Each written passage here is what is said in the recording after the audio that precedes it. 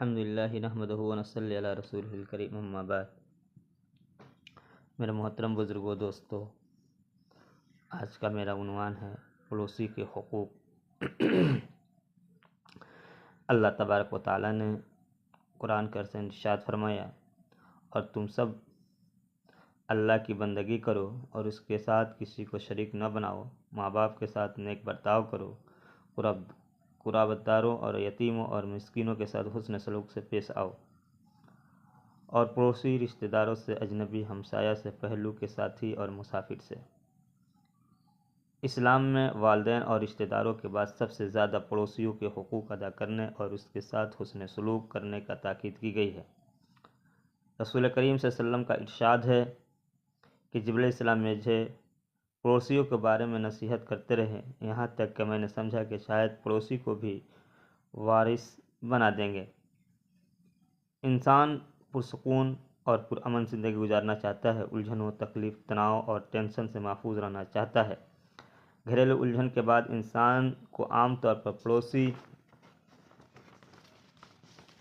سے الجھن ہو جاتی ہے۔ کبھی مالی سماجی حیثیت میں فرق کی وجہ سے تناؤ ہوتا ہے، کبھی پڑوسی کے رویہ اور اس سلوک سے تناؤ رہتا ہے۔ نبی کریم صلی اللہ علیہ وسلم اسی لیے نبی صلی اللہ علیہ وسلم نے برے پڑوسی سے اللہ کی پناہ طلب کرنے کی تعلیم دی، اور آپ صلی اللہ علیہ وسلم نے ارشاد فرمایا، اگر پڑوسی شریف، سمجھدار، معاملہ فہم، دیندار اور مددگار ہو تو انسان کا محلہ اور ماحول جنت نشاں بن جاتا ہے۔ اسی طرح سے جہاں اسلام نے نیک بیوی کو انسان کی خوش قسمتی کی علامت قرار دیا ہے، وہیں اچھے پڑوسی کی خوش بختی کہا ہے۔ رسول پاک صلی اللہ علیہ وسلم نے 3 چیزوں کو انسان کی سعادت اور نیک بختی کی علامت بتایا ہے۔ نمبر 1، کشادہ مکان، نیک پڑوسی، قابو کی سواری۔ قرآن پاک کی آیت میں 3 قسم کے پڑوسی کا اللہ تعالیٰ نے ذکر فرمایا ہے۔ ایک وہ پڑوسی جس نے خونی رشتہ ہے، دوسرا وہ پڑوسی جس سے خونی رشتہ نہیں ہے مگر ہمسایہ ہے، تیسرا وہ پڑوسی جو عارضی اور وقتی طور پر ہمسایہ ہو گیا ہے، جسے ہم نشیں کہا جا سکتا ہے۔ اسی طرح سے اسلام نے ان تمام قسم کے پڑوسیوں سے اچھا برتاؤ کرنے کی تعلیم و تلقین کی ہے۔ رسول پاک صلی اللہ علیہ وسلم کے متعدد حدیث میں پڑوسیوں کے حقوق کی تفصیل آئی ہے۔ اگر ان سب کو جمع کیا جائے تو معلوم ہوتا ہے کہ ایک پڑوسی کے دوسرے پڑوسی پر حسب ذیل 6 حقوق ہیں۔ اول یہ کہ پڑوسی کو کسی قسم کی تکلیف نہ دے، ذہنی، جانی اور مالی نقصان نہ پہنچائے۔ رسول اللہ صلی اللہ علیہ وسلم نے ارشاد فرمایا، اللہ کی قسم وہ مومن نہیں، اللہ کی قسم وہ مومن نہیں، اللہ کی قسم وہ مومن نہیں۔ صحابہ نے پوچھا، کون یا رسول اللہ صلی اللہ علیہ وسلم؟ آپ صلی اللہ علیہ وسلم نے فرمایا، وہ شخص جس کا پڑوسی اس کے اظہار رسانی سے محفوظ نہ ہو۔ نبی کریم صلی اللہ علیہ وسلم کی مجلس میں ایک شخص نے ایک مسلمان عورت کا تذکرہ کرتے ہوئے کہا، وہ نماز بہت پڑھتی ہے، روزہ بہت رکھتی ہے، صدقہ خیرات بھی بہت زیادہ کرتی ہے، مگر اپنی زبان سے اپنے پڑوسی کو تکلیف پہنچاتی ہے۔ رسول اللہ صلی اللہ علیہ وسلم نے فرمایا، وہ جہنم میں جائے گی۔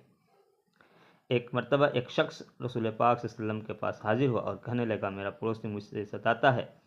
آپ صلی اللہ علیہ وسلم نے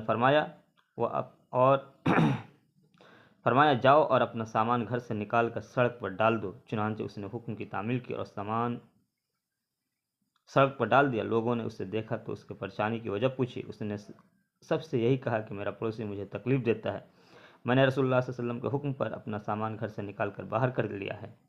یہ سن کر سب لوگ اس پر لعنت بھیجنے لگے۔ جب اس کے پڑوسی کو معلوم ہوا سب لوگ مجھ پر لعن بھیج رہے ہیں تو آ کر معذرت کی اور کہا، گھر چلو، آئندہ کبھی تم کو تکلیف نہیں دوں گا۔ نمبر 2، پڑوسی کا دوسرا حق یہ ہے کہ اس کی عزت آبرو پر غلط نگاہ نہ ڈالی جائے۔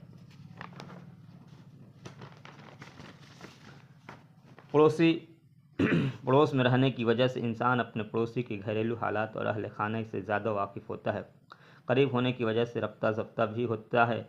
ایسے میں پڑوسی کے بیوی یا بہو بیٹی پر غلط نظر ڈالنا بہت گھناؤنا جرم ہے۔ نبی کریم صلی اللہ علیہ وسلم نے صحابہ کرام سے پوچھا، زنا کے بارے میں تم کیا کہتے ہو؟ صحابہ نے عرض کیا، وہ حرام ہے، اسے اللہ اور اس کے رسول نے حرام کیا ہے اور قیامت تک حرام ہے۔ تب رسول اللہ صلی اللہ علیہ وسلم نے فرمایا 10 عورتوں سے زنا کرنے کا جو گناہ اس سے بڑا گناہ اپنے پڑوسی کے بیوی سے زنا کرنے کا ہے۔ نمبر 3، پڑوسی کا تیسرا حق یہ ہے کہ اس کے ساتھ اچھا برتاؤ اور اچھا سلوک کیا جائے۔ رسول اللہ صلی اللہ علیہ وسلم کا ارشاد ہے کہ جو شخص اللہ اور آخرت کے دین پر ایمان رکھتا ہے وہ اپنے پڑوسی کے ساتھ اچھا سلوک کرے۔ نمبر 4، پڑوسی کا چوتھا حقوق یہ ہے کہ اس کی مدد کی جائے، اس کی ضرورت پوری کی جائے اور اسے ہدیہ تحفہ بھیجا جائے۔ رسول اللہ صلی اللہ علیہ وسلم نے فرمایا وہ شخص مومن نہیں جو خود تو آسودہ ہو کر کھائے مگر اس کا پڑوسی بھوکا رہے۔ حضرت ابو ذر غفاری رضی اللہ عنہ کو نصیحت کرتے ہوئے رسول اللہ صلی اللہ علیہ وسلم نے فرمایا کہ جب تم سالن پکاؤ تو اس میں ذرا پانی ملا لو اور اس سے اپنے پڑوسی کی خبرگیری کرو۔